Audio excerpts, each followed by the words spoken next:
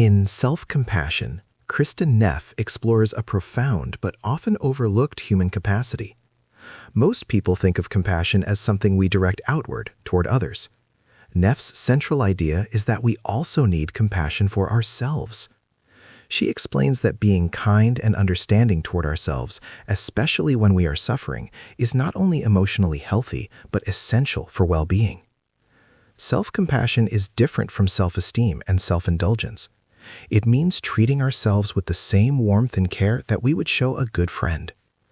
Neff invites us to see self-compassion as a practice, a way of relating to ourselves that reduces anxiety, shame, and self-criticism, and increases resilience, emotional balance, and a sense of connection with others. At its heart, the book teaches that being human means being imperfect. When we suffer, instead of fighting it, ignoring it, or beating ourselves up for having difficulties, we can meet ourselves with gentleness. Self-compassion helps us face painful thoughts and feelings without avoidance, suppression, or judgment. Neff draws on psychological research, personal stories, and guided practices to help readers understand what self-compassion is, what it is not, and how to develop it in daily life. Understanding self-compassion. Neff begins by describing what self-compassion means in everyday terms. She suggests that self-compassion consists of three main elements: self-kindness versus self-judgment, a sense of common humanity versus isolation, and mindfulness versus over-identification with painful thoughts and feelings. Self-kindness means being gentle and understanding with ourselves when we struggle, rather than harshly critical. Common humanity helps us recognize that suffering and imperfection are part of the shared human experience. Mindfulness means being aware of painful thoughts and feelings in a balanced way, without exaggerating or suppressing them. Neff explains that many people are stuck in a cycle of self-criticism.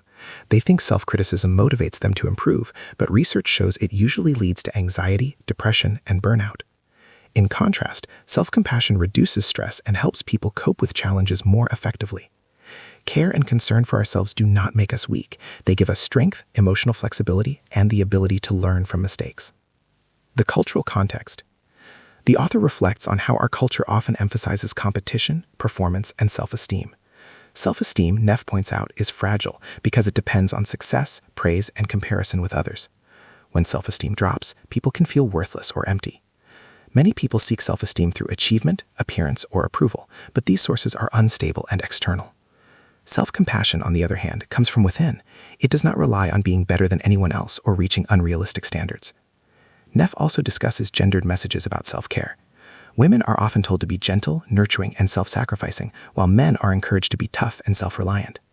Both sets of messages can make it hard to practice self-compassion. Women may feel guilty for putting their needs first, and men may see self-compassion as weakness. Neff emphasizes that self-compassion is not indulgence or laziness. Rather, it is the foundation for emotional resilience and healthy relationships. Self-compassion versus self-esteem. A substantial part of the book contrasts self-compassion with self-esteem. Self-esteem depends on evaluating ourselves positively. It makes people feel good only when they succeed. Self-esteem can also make people defensive and afraid of failure because failure threatens their sense of worth. Many people engage in social comparison to boost self-esteem, but this often leads to insecurity and anxiety. Self-compassion does not depend on being superior or successful. Instead, it accepts us as we are, with limits and flaws. When we face setbacks, self-compassion allows us to acknowledge disappointment without despair. It encourages learning rather than self-blame. Self-compassion also fosters care for others because when we feel secure within ourselves, we are less defensive and more open. Common humanity. One of the most important concepts in the book is common humanity. Neff describes common humanity as the understanding that suffering and imperfection are universal. Everyone makes mistakes, experiences failure, and faces loss. Recognizing this helps us feel connected to others rather than isolated in our pain. When we suffer, it's easy to feel like we're the only ones struggling, but remembering that suffering is human can be comforting. Neff writes about her own experiences with common humanity, explaining that she once felt alone when she struggled with negative emotions. Over time, she realized that others experienced similar feelings. This realization helped her respond to her pain with compassion rather than shame. Common humanity reminds us that we all have weaknesses and fears, and that connection with others often grows through shared suffering. Mindfulness. Mindfulness is the third pillar of self-compassion. Neff defines mindfulness as balanced awareness of our painful thoughts and emotions. It means acknowledging what is happening without exaggerating or suppressing it. Mindfulness allows us to observe our emotions with curiosity and kindness rather than judgment and avoidance. Many people avoid painful feelings by distracting themselves, numbing with technology, or denying their emotions. While avoidance can temporarily dull discomfort, it often makes suffering worse in the long run. Mindfulness invites us to face our feelings openly and honestly. This doesn't mean dwelling on suffering, but letting ourselves feel what we feel with acceptance. Through mindfulness, we learn that feelings come and go, and we don't have to be overwhelmed by them. Neff also clarifies that mindfulness and self-compassion is not about being positive all the time. It's about seeing reality clearly. When we are mindful, we acknowledge our suffering without judgment and without exaggerating it. Mindfulness helps us take a broader view, noticing our thoughts as passing events rather than as absolute truths. Self-compassion practices. Neff offers many practical exercises to cultivate self-compassion. These practices include guided meditations, writing exercises, and daily self-compassion breaks. In her meditations, readers are guided to bring awareness to moments of difficulty, to speak to themselves with kindness, and to recall that suffering is a shared human experience. One practice involves placing a hand over the heart and speaking soothing words to oneself, such as, "This is a moment of suffering. Suffering is part of life. May I be kind to myself in this moment." Another practice asks people to write a compassionate letter to themselves about a personal struggle. These exercises help rewire the habitual self-critical voice into one that is more caring and supportive. Neff emphasizes that practicing self-compassion is like strengthening a muscle. It may feel awkward or unnatural at first, especially if someone has long been self-critical, but with consistent practice, it becomes more natural. Self-compassion practice doesn't eliminate pain, but it changes our relationship with pain so that it no longer feels unbearable or shameful. The inner critic. A major theme in the book is the inner critic. Neff explains that many people have an internal voice that constantly evaluates and criticizes them. This voice may say things like, "You're not good enough, you should be better," or "Why did you mess up again?" While some think this inner critic motivates them to improve, Neff argues that it actually harms emotional well-being. Constant self-criticism increases anxiety, stress, and self-doubt. When we are harsh on ourselves, we are less likely to take healthy risks or be creative. Self-compassion does not silence the inner critic completely, but it changes how we relate to that voice. Instead of trying to fight or suppress it, we can acknowledge it with curiosity and compassion. Neff suggests listening to the inner critic as if it were a worried friend who wants to protect us but uses harsh language. We can respond to it with empathy and understanding. Over time, this weakens the self-critical voice and strengthens the compassionate one. Emotions in the brain. Neff discusses research on how self-compassion affects the brain and emotions. Compassionate self-talk activates the parasympathetic nervous system, which promotes calm and reduces stress. Self-criticism, in contrast, triggers the fight or flight stress response. Studies show that people who practice self-compassion have lower levels of anxiety and depression and higher levels of emotional resilience. Care and concern for ourselves do not make us weak. They give us strength, emotional flexibility, and the ability to learn from mistakes. Self-compassion creates a safe emotional space where people can reflect on their challenges without fear of being overwhelmed. This leads to clearer thinking and better decision-making. Self-compassion in relationships. Neff explores how self-compassion impacts relationships. When people are kind to themselves, they are less defensive, more caring, and more open with others.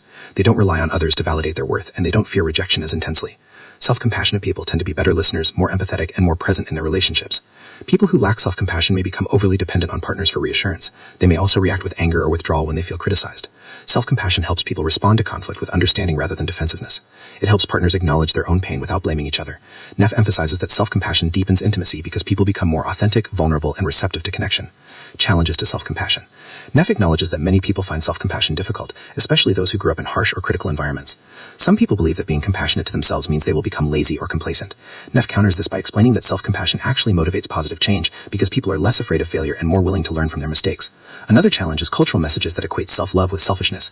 Neff argues that self-compassion does not mean putting ourselves above others or ignoring our responsibilities.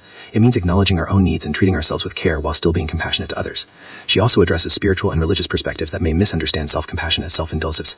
For many spiritual traditions, compassion for all beings includes compassion for oneself. The healing power of self-compassion. Neff shares stories of people who transformed their lives through self-compassion.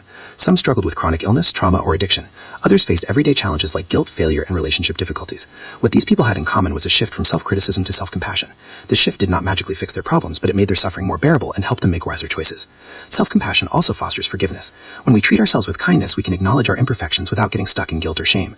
We can take responsibility for our actions while still forgiving ourselves. This frees up emotional energy and allows us to move forward with a clearer heart. Neff emphasizes that forgiveness is not about denying harm or dismissing consequences, but about releasing self-punishment and opening to growth. Applications in daily life. Neff provides guidance on bringing self-compassion into daily life. She suggests starting small by noticing when we are self-critical and gently shifting to a kinder inner voice. This can involve simple phrases like, "May I be gentle with myself," or "Everyone struggles." She encourages regular self-compassion breaks, especially during stressful moments. These are brief moments of awareness where we acknowledge our suffering, recognize that we are not alone in suffering, and offer ourselves kindness. Neff also recommends mindful self-compassion in ordinary activities like walking, eating, or waiting in line. These moments can become opportunities to connect with ourselves with presence and care. She reminds readers that self-compassion is not a one-time achievement, but an ongoing practice. Like any skill, it grows with repetition and patience. Self-compassion and motivation. A common concern is whether self-compassion reduces motivation. Neff explains that self-compassion actually enhances motivation. When people are afraid of failure and harshly self-critical, they may avoid challenges to protect their fragile self-esteem. Self-compassion reduces fear of failure because people no longer see mistakes as threats to self-worth. Instead, they see mistakes as opportunities to learn and grow. This leads to more sustainable motivation because it is based on care rather than fear. Self-compassion and mental health. Neff discusses the benefits of self-compassion for mental health. Research shows that self-compassion is linked to lower levels of anxiety, depression, and stress. It also predicts greater life satisfaction and emotional well-being. Self-compassion helps people regulate their emotions more effectively. They can acknowledge painful feelings without becoming overwhelmed or avoiding them. This balanced emotional awareness leads to greater psychological flexibility. Conclusion. In the final sections, Neff brings together the central themes of the book. She reminds readers that self-compassion is not about perfection or being happy all the time. It is about meeting ourselves with care when we suffer. Self-compassion acknowledges pain without judgment, recognizes shared humanity, and invites balanced awareness. It counteracts self-criticism and fear, fosters resilience, and deepens connection with others. Neff invites readers to continue practicing self-compassion, dissolving old habits of self-judgment, and building a compassionate inner voice. She emphasizes that self-compassion transforms not only individuals but also communities, because people who are kind to themselves are more likely to be kind to others. Self-compassion makes life's inevitable difficulties more bearable. It helps us accept ourselves with all our flaws, learn from our mistakes, and remain emotionally balanced when life feels hard. Through self-compassion, we find strength in gentleness, courage in vulnerability, and connection in shared humanity.